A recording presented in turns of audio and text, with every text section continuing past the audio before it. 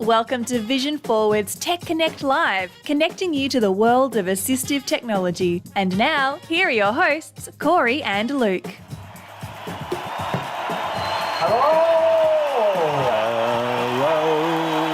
was just telling me a very interesting story that sadly I didn't hear the conclusion of. So, I had said that Molly Burke videos have been showing up in my YouTube feed lately. Molly Burke is a blind...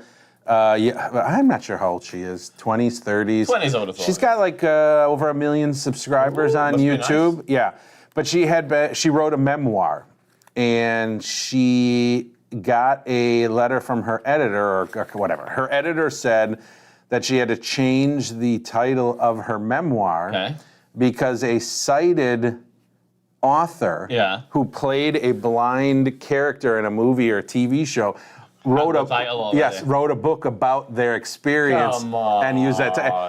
And it was, to her, it was like a perfect example of able is like, you know, it's bad enough that a sighted person gets this blind role, but then also takes this book down. Anyways, it just. Do we know what the title was? I don't know. To be honest, she actually is super clever in her.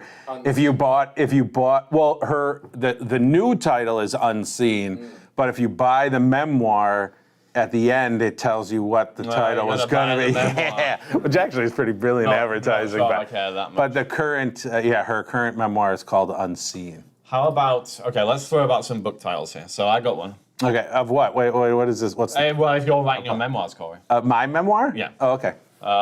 Cory Ballard, Seeing Things Differently. How about you?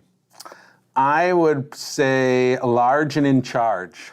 That would be the name of my memoir. I would buy that. Or it would say Cory Ballard. I can't remember. It's just blank pages. Yep, exactly. Yep. All right, if you have a good name for your memoir, please put it in the chat. But, or for Cory's memoir. Or for Cory's memoir, make sure it is work appropriate. Alicia Green in the chat says, hello, greetings from Illinois. Is the gang all here? Well, that depends on your definition of the gang, I think. Well, if the gang is myself, Cory, and Jonathan, then... Who else would the gang be? Well, I mean, that's for Alicia to say. I don't know who she's including in the gang. Well, we are the only 3 people that matter in Alicia's life, so we are the gang. We are the Tech Connect gang. I find that hard to believe. How about... Albert Indigo. Oh, AI. Is he part of the gang? How about Thelma? No, wait a minute. Thelma and Louise? No, that's not my okay. Go. How about Scooby? Scrappy. How about Wilma, what about Fred. If you and I remade Thelma and Louise? and I was Thelma, and you were Louise. Okay. Is that the whole idea? Is that the whole pitch? Yeah, we'll redo the exact movie scene for scene. Can we just AI insert ourselves into the we can do that existing whole movie? scene at the end where they drive off the cliff together. But I'm driving. Is this Thelma driving? I don't know. That tracks then. Yeah, that'd be fun. If you think that's a good idea, put it in the chat. Ewan says, hello everyone. Hello Ewan, thank you for joining us again. Shirley just puts a laughing face emoji. It's on a diagonal as well. Exactly. I forget what the exact name of that is, but that's in the chat there. So I'm not sure if she's just laughing at us in general or whether it was something that we said. She's definitely laughing at us. That's for sure. And who's this again? Alicia, usually when I say hello, Luke, Cory, and Jonathan, one of you is always missing. Wow, shots fired right there. I don't. When's the last time we had a missing? About 4 weeks ago. Was it? Okay. Yeah. Oh yeah, that's right. Yeah, I think you were missing. Let's just, Jonathan, can you But say usually I hello am. to prove that you're here? Hi, I'm Brown. here. Oh, sorry. There we go. Everybody is here. Proven. And you can stop faking it, please. Oh yes, yes, you will. Yes, I And Jose says, good morning. Good morning to you too. And good morning to Ryan Anetsberger, who is joining us from somewhat chilly Arizona. Hello there, Ryan. How are you today? I'm doing well. How are you today? We are, well, I'm doing well. How are you doing, Cory? I'm doing good. How are you doing, Jonathan? Middling. We have a range here from good to middling, or should I say fair to middling, as you should really say. So you're in Arizona. So how's that? It's a very cold, 68 degrees out right now, but hopefully it'll warm up. Maybe we'll get to the 80s. Maybe we won't. We'll see. That would be nice. You are one of the best interviewers ever. Thank you. So have you're from appropriate Arizona. How's that? Now, originally you are from Kansas City, right? How's that? How's that? Yes, some days I miss the Midwest. I miss all the greenery. I honestly miss the humidity too. It's a bit dry. That's unusual. I'm not a fan of the humidity personally. When did you move out of the Midwest? About 8 years ago, when the Chiefs started playing better. Nice. Why did you move? More to the point. I moved out here just to be closer to family and everything. Okay. So I've got grandparents all over Arizona. So got you. it's nice being out here. You are a very good person. And that is why you developed an app which is called Live Read that we're going to be talking about. But first, we need some clarification. Cory? Yes. So we actually have created a produced video. We have, which will come out Thursday. next week, Thursday. And during this video, we were not sure if the app was live read, Yes, live read, correct. live read, Correct. or live read. And we pondered that during our video, which if anyone has seen any of our videos, you wouldn't be surprised of the nonsense ponderings that we have. Yeah. So let's figure it out once and for all. Well, and that's actually the reason we brought you on today. So the interview will be over once you. No, I'm just kidding. Once and for all, we need to know the name of the app. So I was hoping that it would be live read, but it seems like OCR wants it to be live read. No. Live read was the idea. I kind of mocked it off of the other Apple trademarks, like there's live text and everything else. So live read was the hope here. Gotcha. Yeah, I mean, that makes perfect sense as well from the context of what the app does. So, yeah, that makes perfect sense. Before we get into the app, though, Ryan, well, let's start here. We met you at CSUN. Yes. With Mr. Thomas Persky. Now, Tom Persky has been on the show, not for a while. But Yeah, that's right, he did came come on to talk here. about Iris Vision Live 2, I think. And then also he's often in the chat, which is nice as well. Tom is an old boss and mentor of mine. Would you, in like 10 years, will you say Cory was an old boss and mentor of mine? Say Cory was an old mentor of mine. Oh no, I meant to say never mind. Fooled you. I'm giving you too much credit. I will. I'll say Cory, the man, the legend. That's what Large and in charge is what you're going to say. But anyway, so we met you then, and I believe that you two work together at a organization in Arizona. But why don't you tell us a little bit about that? Yeah, definitely. So I work for a little nonprofit in Arizona called People Who Care. We've been around for about 30 years. Oh, wow. And in the area we live in, we have quite the aging population. It's something around half the people in our area are over the age of 50. And so what we do is we try to make sure that these people can stay independent in their homes, primarily through volunteer-based transportation. But then from there, over the past 30 years, we've kind of grown that mission to help out with various other things. And when I was hired on, it was primarily just for technology assistance. So unfortunately, in today's day and age, you really do need that technology at home, whether it's paying bills, communicating with doctors, doing all of that stuff. So they hired me on basically to be technology assistants. And I kind of just stumbled into the low vision space, just working with people. I remember I had one client who had macular. And I just went home thinking, how do I help somebody that's blind or low vision, use the computer when they can't see what's on the screen? So it was just a very interesting challenge and something that I've really enjoyed working with. And then around that time as well, just kind of by happenstance, Tom Persky happened to retire in the Prescott area. And so he was at an event and we saw him there and we kind of pulled him out of retirement. So now he's working here, volunteering with his wife, Diane. For the people in the audience that may not know, Tom Persky is kind of just this person that's been in the low vision rehabilitation space for a very long time. He has a rare form of macular that he got when he was a teenager. And so for the past 40 years, 50 years, he's really dedicated a lot of his life to the low vision space. So it was by chance, but it's really just amazing that I get to work with him every day and kind of pick apart his brain and stuff. But yeah, we went to CSUN and everything. We got to meet Shaw, which was a lot of fun, getting tacos. Those tacos, okay, out of 10, how would you rate those tacos? I would give them at least an 8.5 or a 9, that's for sure. I would give them a 10 personally. Those are some good tacos. There isn't a week that goes by that I don't think of those tacos. Right? That's why you got to go back to CSUN, Every year we go, every year we walk down there. I think did we go to the taco place twice this year? This year once, Okay, last year we went twice though, yeah. Tacos. I mean, if the tacos are good enough, no shame, go 2 or 3 times. There you go. There you go. So, how many times since you've worked with Tom have you heard the phrase, "My first CCTV was made of stone"? Probably 1,000 now. I knew what you were going to say before you even asked. Yeah. Yeah. How many times has he told you that it should be called slow vision and not low vision?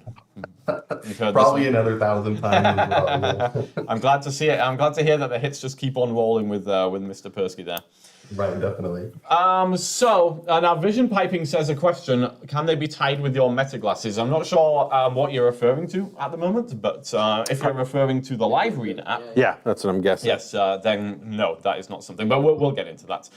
Just before we do though, Ryan, I'm curious what your experience is as an app developer. Is this your first app? Have there been other things? Was it hard to create? Like what was that journey like?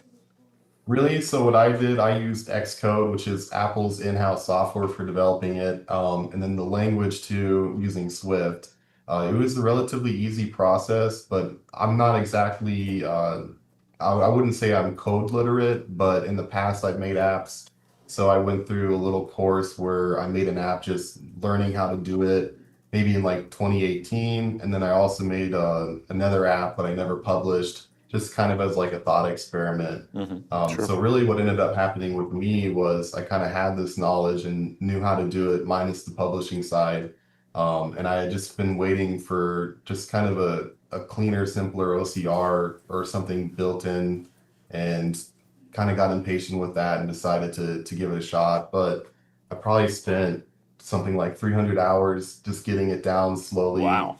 Getting all the pieces to work and everything, and the app actually not to, fail when I built it and whatnot. So, but it was a nice learning experience. I also built the app on the new Xcode beta, and then did it all on, the new 26 version. So I did it on my Mac on 26 and tested it on iOS 26. So just the whole learning experience was very good for me. So, yeah, it wasn't too bad, but it was definitely a grind. Yeah. I find that interesting in the fact, so those that aren't familiar with the Live Read app, it is a very simple app, and I don't mean that in a negative way at all. I think what it does, basically pointing your camera at text and having it read back to you, it does a great job, and it serves a really good purpose, and we'll see some cool demos, coming up here. But I think it's interesting to see an app that on its surface is a pretty simple app and isn't going, there isn't a lot, forward facing, but to hear that, 300 hours of development just shows that even apps you think that are simple, the amount of time and effort that are put into them. And that we should really appreciate, especially putting them out for free too. Yeah, that was one of the big things. I felt like there's a lot of paid versions out there. It is kind of getting to the point where the OCR apps are fairly common, but making sure that it is free, stays free, and that the layout and everything stays the same was really important. So let's just talk a little bit about, so the app is called Live Read, as we've already said. It's just available on iOS. And it's an OCR app, as Cory was just saying. So the main thing is you open up the app after you've downloaded it, and it's literally just a case of opening it and it's going already. It's already working. You're pointing your phone at any text that you want to read, and the phone screen is showing you a feed from the camera. So if you have the vision to kind of see what you're pointing at, then you can get an idea of what it's going to be reading to you. And it's just reading away. You don't have to do anything. So it's similar to the Seeing AI kind of short text or whatever they call that short mode. text, yep. Where it's just reading away. But the really cool thing about it is that you can stop the reading at any point by tapping once on the screen. And you can also rewind by swiping to the left and forward wind, or should we say skip backward and skip forward. Swipe to the left to skip backward, swipe to the right to skip forward. I have to say, Tom shared a video that he'd done with you about this, and he seemed it was hard for him to grasp this idea of swiping to the left to skip backward and to the right to skip forward. He seemed to be blown away by the whole thing. But it's really cool. It's really cool though, because with quick text, we've done videos on Seeing AI before, and once it gets reading, it just continues reading. Like it can be a pain to stop the short text. It just doesn't, the only way to seem to stop it is to change into a different mode. But with your Live Read app, it's just so much easier. You just tap the screen and it's going to stop it from reading, and then you could point it at something else and it would just start to read that. So super simple gestures that you can use to just make the reading that much more intuitive and better. How did you come up with this idea? What prompted you to put in this kind of ability to stop the reading and the ability to skip backward and forward? That was the big frustrating part. Is we would do a lot of one-on-one appointments. I personally do about 10 a week, and there was just so many times where either I'm downloading Google Lookout or I'm downloading Seeing AI, even using the Meta glasses and their OCR feature. It just felt like there was a lot of confusion, and I knew the technology, the OCR stuff would be extremely helpful. We do at our nonprofit, we do a lot of personal paperwork, and a lot of our clients that utilize it, they feel very bad about it. They feel like they're an obligation. But I was also finding that these same people were not using like the Seeing AI app or using the Google Lookout app or even Apple's built-in detect through their magnifier. And a lot of it just really came down to, a couple of buttons in the way, or you can accidentally press something, or maybe it just wasn't super intuitive for somebody that's blind or low vision. And so I just really wanted to make sure that the whole process was going to be as simple as possible. And that if the only gestures that I do have, which is just the tap and the swipe, or something that's a little more intuitive for people, I think a lot of people can kind of take the leap of faith and tap anywhere on the screen to get it to stop talking. And then with a little bit of help can understand, the swipes and whatnot. Sure. But it's, it just depends how you look at it. But it just seemed like a lot of people were not utilizing this technology when it's something they needed in their daily life. Yeah, I think just making stuff as simple as possible is always a good strategy, because with the populations that we work with, some people are going to be really tech savvy. Yeah. And then other people, not so much. And so having something that can cater to everybody, is really cool. And it's more, this is such a weird little thing, but it honestly drives me bananas every time. Whenever Seeing AI has an update, you have to tap the agree every time. And I get there are some legal pieces there, but then it seems like every time the app updates, when it goes to the new channel, it wants to show you a tutorial of that channel. Yeah. And it just, to me, shows you this, you're adding another level of complexity for someone who literally just wants to open the app and use it. And so I think, again, that's what I think makes live read good, is that it is as simple as opening the app and pointing your camera. Yeah. I mean, not that anyone is watching from Seeing AI, but that is one of, I hate opening the app to find out there was a new one, because it's like I just want the information now. I don't want to sit and tap around. Anyways. And I mean, you can launch your app, using Siri. So you could say, "Hey Siri, open Live Read or Live Read or Live Read or Read Live," and it will open the app, and it's literally going straight away. It's literally going. So without even having to touch anything on the screen, you can get the app up and running. It's ready to go, and it's going to be reading whatever you're pointing at. Now we have a question in the chat here. Yeah. Well, a couple of things.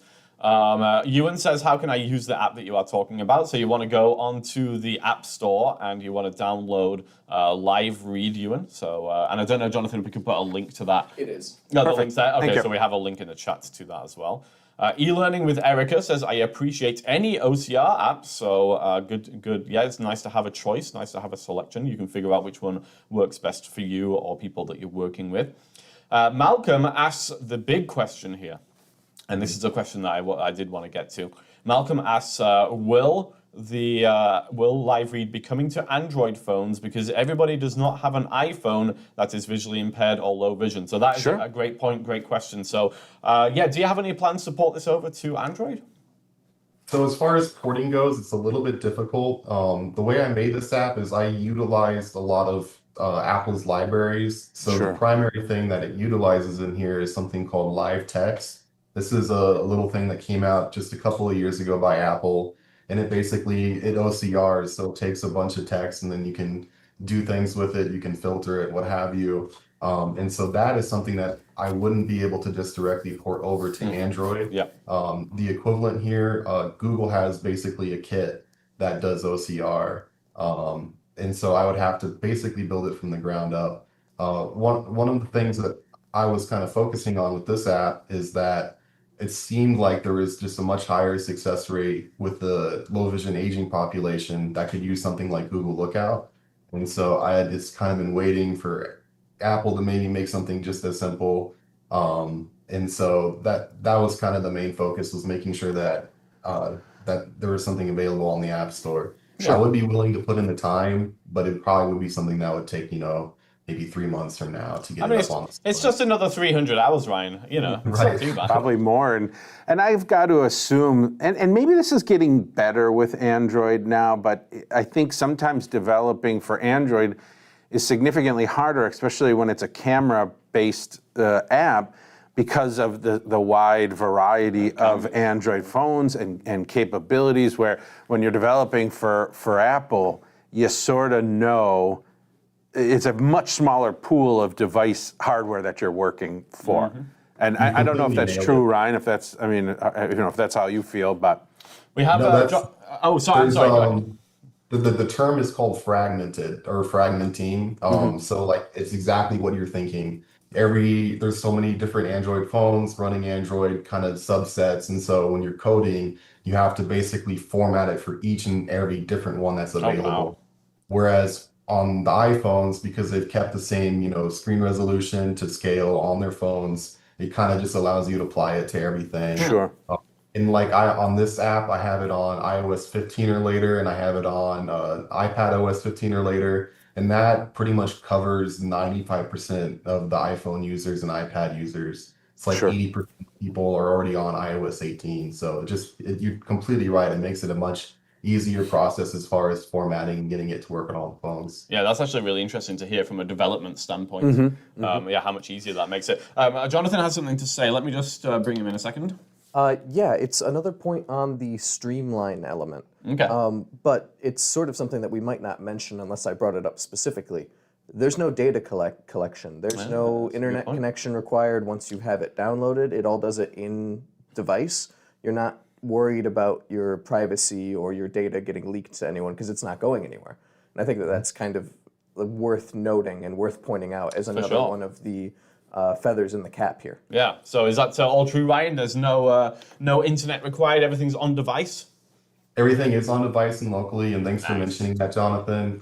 You will find when you go into your app settings that there is still a toggle for cellular connection. That's defaulted on every single app just to ensure if someone was sneaky when they made an app that you could still turn off cell data and everything else. But yeah, all locally done.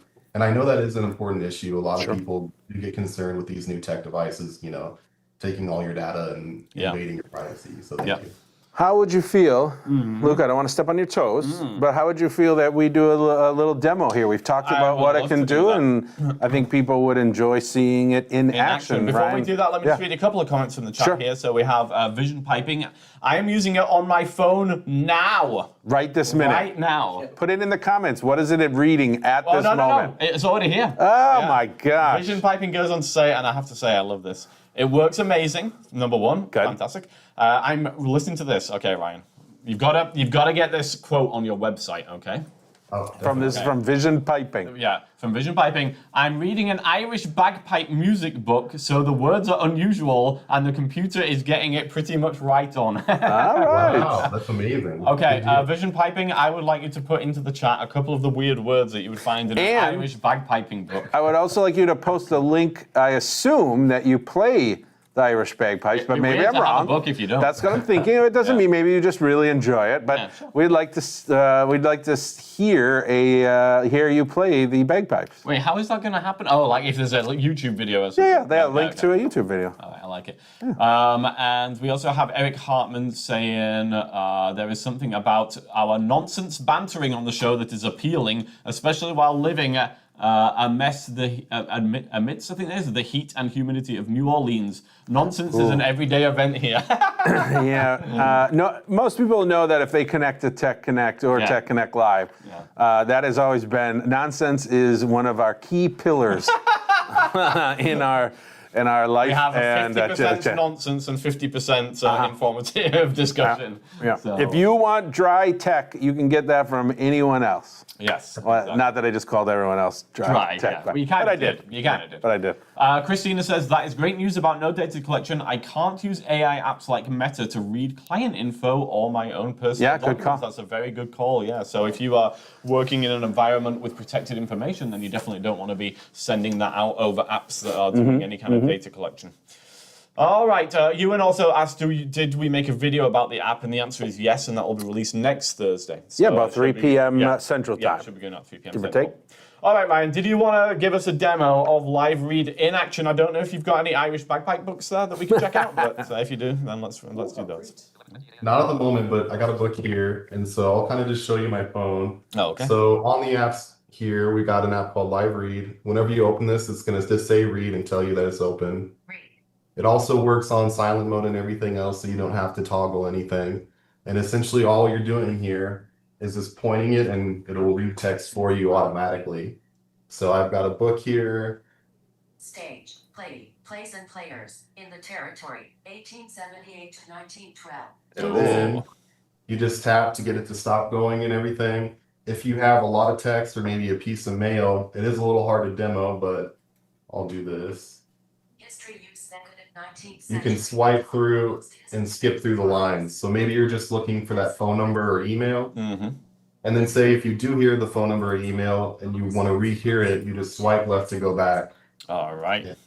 And then as far as the settings are concerned, if you tap on the settings, it'll tell you it's in settings. And then when you click on the 3 different options in here, it'll also speak out loud what you're kind of going through.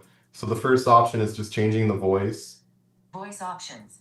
And when you're in here, what it does is it shows a couple of Apple's default voices, but also if you've downloaded any more voices under like speak selection or any of the reading, those voices will show up here too. So if you do download some of the premium ones, you can use those as well. And then pretty much you have a speed speech. So we just have normal, slow, and slowest. And whenever you tap on them, Slow speech, slowest speech, normal speech. and it kind of shows you the speech rate as it's saying it out loud for you. And then also there's just a button for the tutorial again. The tutorial reads out loud for you. If you're on VoiceOver, it's not going to read, double read or anything like that. And then, yeah, that's pretty much the gist of it. I just wanted to make it really simple and everything, make sure that there wasn't anything getting in the way. So couple real, I guess one comment and one quick question, Ryan, from a VoiceOver user, since I am a VoiceOver user. Number one, it is, right now during your demo here, you're not showing, VoiceOver is not running, so it's all self-voicing and good there. If VoiceOver is running though, is it set up for direct screen access or whatever that's called, so that the tap swipes, that those will be captured by your app versus VoiceOver, or is this really geared more for non-VoiceOver users? No, this should be geared for VoiceOver users. So like when VoiceOver is turned on, I placed an invisible button on the bottom of the page. And then, tapping on that with VoiceOver will get a clear and a reset. And then also too, with the gear and everything, it should all be VoiceOver, and then it shouldn't kind of read twice. So yeah. Good, okay. I have a question. So when you pointed it at the back of the book, I noticed that you moved the book away and it continued to read. So once you've pointed it at a section of text, you no longer need to hold it in front of the text. It has that text in its memory until you stop it. Is that correct or not? Yes, correct. So once it sees a whole page of text, it's going to read it out loud, and then it basically, as long as you don't tap on anything, if you move the camera away, it'll continue reading until the very end. All right. So that's good to know. So if we just hold it in front for a second so it sees the text, and now you can put the book down, put the phone down, and it will just continue reading it to you. And the nice thing too is you don't have to worry about it reading something else in the midst of it or looping. So if you do choose to just kind of, say you have your phone on one of those nice stands and you have a book there, you don't have to move the book or the text away or anything. It'll just read out whatever it's reading in its entirety first. So no real technique required anymore of, hiding the phone away or anything like that. Yeah, that's really cool. So if you did point it at other text while it was reading, it wouldn't change what it was reading. It would just continue reading what you had initially pointed at. And then once it's done reading, the OCR just starts up again. So if you have it pointed at something else, it'll start reading that too. Yeah. Or I assume if you tapped to stop it and then point it again, whichever you prefer, right? Once you tap, it just gives you like a little half-second delay before it starts reading again. Yeah. Good. All right. Okay, cool. Second question that I had just from looking at the demo there. So if you tap it to stop, can you then skip backward?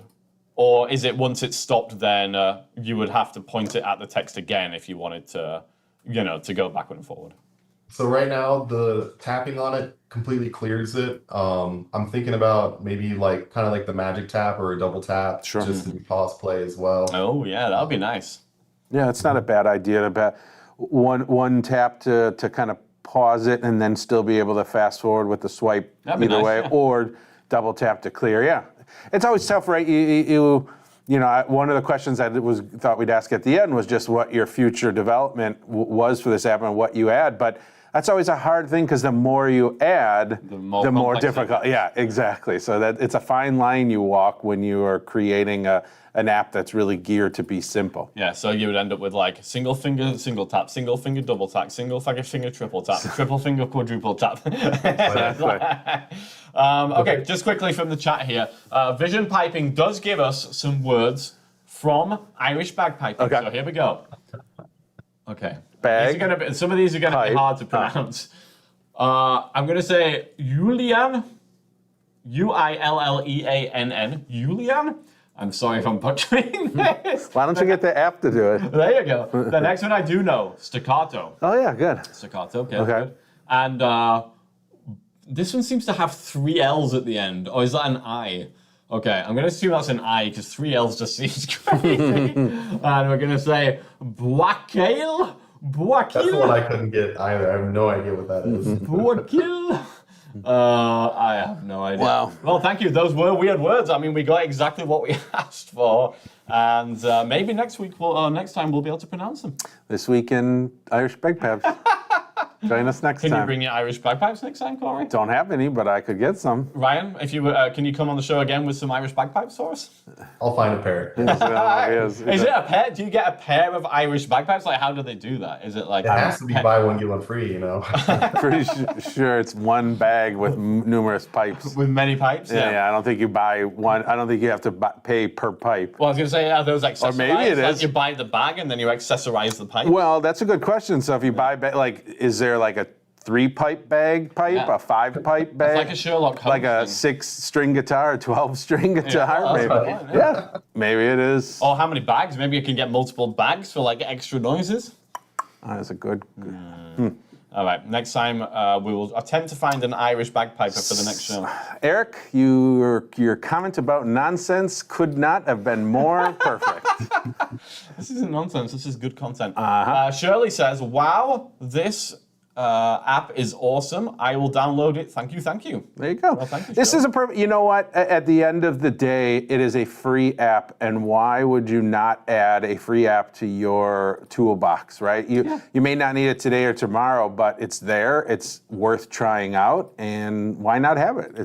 I agree. It's You free. might as well give it a try. Now, I'm afraid that Christina is coming in with the tough questions, Ryan. Uh-oh. So we can't play softball anymore. Nope. We are coming in hard now. The question, as you can see, is how does the app handle charts and columns? Great questions. So, what's the deal? So columns and charts are probably some of the hardest things to do in OCR. If I had one focus as far as the roadmap as the app is concerned, the primary thing that I want to do is spend a couple of weeks really just mastering OCR and making sure all those columns do work. Sometimes it has a tendency to read columns perfectly or do book pages perfectly on the leaves of it. Other times it doesn't. But that's mainly my big focus, is just making sure that the OCR is fantastic. Good. I would say it's pretty good though. Okay, Probably the worst areas is sometimes, you're reading something, maybe it's like a board and it has a bunch of papers on it. Sometimes it'll get the edges and whatnot of the other pages. Sure. Sometimes it'll read across. It's a little tough with OCR though, because a lot of times when you try to tinker that stuff, you end up losing a lot of other important information as far as what is read out loud. But yeah. I would say as far as the roadmap goes, that's just going to be the one focus piece. And then of course adding in a couple of little things here and there. Yeah. So we were kind of gonna segue into the future plans. So you've already said there, future plans improve OCR, particularly when it comes to columns and charts and things like that. Is there anything else kind of like sky high ambitions here? Just like if you could do anything, what do you think you would do? Cure blindness with your app. Oh, you weren't asking me. Sorry. So, but I guess and part of the roadmap or how I think about the app is I kind of put the app in just a flow chart of just accessibility tools out there. So there always is going to be, say, maybe more of an in-case user that wants to have a lot of features and stuff. They might go to a different app. They might go to, say, Seeing AI or another app with like good document scan and everything else. So for me, the main focus was just to make the very entry level user.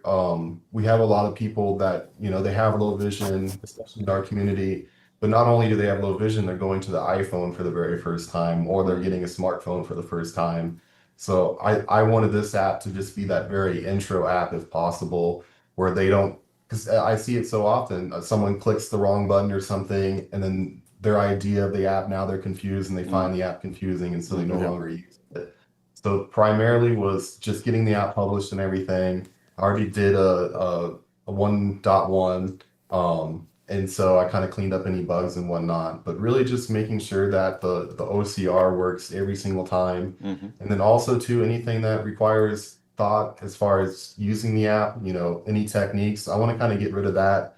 Let the phone handle all that stuff for you, and make sure that the user doesn't. So as far as like the future like idea of the app goes, it's really just a lot of small little details, just making sure if someone's hand isn't steady or if they put it too close, to whatever they're trying to read. It's just those little things, just making sure that it works every single time. I think that's great. There's a lot to be said for just focusing in on making what you've got work as well as it can. Because the whole focus of the app, like you said, is simplicity. So you don't want to clutter it up with a bunch of new functions. It's just making what it does right now work as well and as easily as possible. I like I'll it. say there's probably just a couple of little things that I found out in the past couple of weeks that I'll add in. Some of them might just be nice little surprises. One of them is called camera control on the newer iPhones. It's basically that new button that they added onto the iPhone 16 and later on the side. There's a way for me to integrate the app into that, so you could just long press that and it would automatically open the Wi-Fi app. And then also too, you'd be able to zoom in and out with that touch sensitive camera control button. So I might integrate little things like that, but just making sure that the main interface and how it works just stays the same, especially for those that downloaded it. I know in the low vision space, it's very frustrating when the software or the website that you use changes overnight. So I think that incorporation of the action button makes a lot of sense because it does keep you in line with your simplicity, because now the individual potentially doesn't even have to interact so much with the touchscreen, but just hit that physical button and launch the app automatically, which is cool. Yep. thank you. All right, well, we're about out of time here, but this has been very informative. So thank you for joining us, Ryan. Let's see. If people want to see you in person, they can fly to Arizona and they can make an appointment with you at People Who Care. Is that correct? That is correct. There is an email as well, livereadapp@gmail.com. If you had any comments or questions, let me know.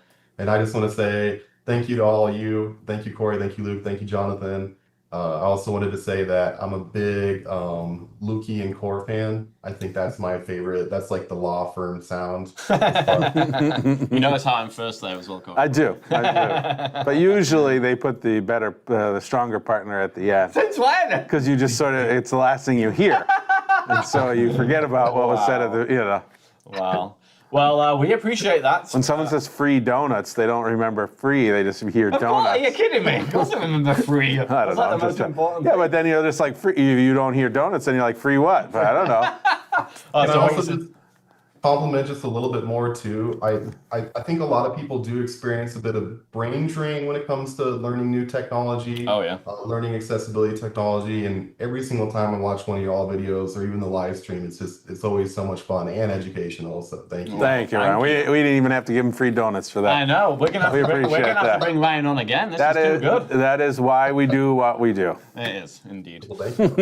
Top commentators? Jonathan is going to read. This is our new feature on the show, the top commenters. Well, I have a new sound effect for Oh wait, we have a sound effect. Well, let me just tell people what it is. Go ahead. So the point is, if you want to get on the top commenter list on the show, then you have to comment, and the more times you comment, then the higher up the list you're going to go. So, sorry, Cory, sound effect? Yes, we have a new sound effect for the top commenter. I have no idea which one this one does. Here we go. That's perfect. I know. Nice. I just randomly chose one, and that works. All right, Jonathan. So please, top commenters. It's the bagpiper. Oh. Number one is Vision Piping. Thank you, All right, Vision Vision Piping. Piping, Number number one. I like it. Number two this time is Ewan. Thank you, Ewan. Thank you. And number three, we actually had a tie. So Jose and Shirley, they both are coming in tied. Okay, you. well, that was All a right. great showing. Thank you, everybody in the chat. It was quite a lively chat today, so we really appreciate that. Vision Piping says, I'm flattered. Please send the check or money order directly to my house. You know, Sure can. It'll be there. Yeah. It'll be there. So I'm just going to make it out to my house. That's the address. $200 to my house. Hopefully you get it. Yes. Let it go. Join us in 2 weeks, and Vision Piping will let us know if they received the check. Yes. Yep. And if you want to be the top commentator, then or commenter, then you need to put your stuff in the comments. So please, on our next show, just get your comments in the comments. Yeah, put your comments in the comments. We love to read people's comments out. We like to have some interaction, some back and forth. We like people who are watching the show to talk to each other as well as to us and to themselves if they want to as well. So go ahead and be number one next time by getting some stuff in the comments. And with that being said, Cory, If you want to be number one with your technology, head to techconnect.vision-forward.org. You can get you some ACVR EP credit if you like some. Indeed, you can, and that's what me and Cory are doing at the moment because we need to renew our CATIS certifications. All right, Ryan, do you have any final closing words of wisdom for our viewers today? I would just want to say thank you all for what you do and everything, and thank you for the viewers as well. I hope this was informative. If you all like the app, just let me know. If there's something you don't like, let me know too. Yeah, that's great words of wisdom. Everybody go download the app for free if you have an iPhone. Live read on the App Store. And with that, we will say goodbye, everybody. See you in 2 weeks. Bye, y'all. Goodbye.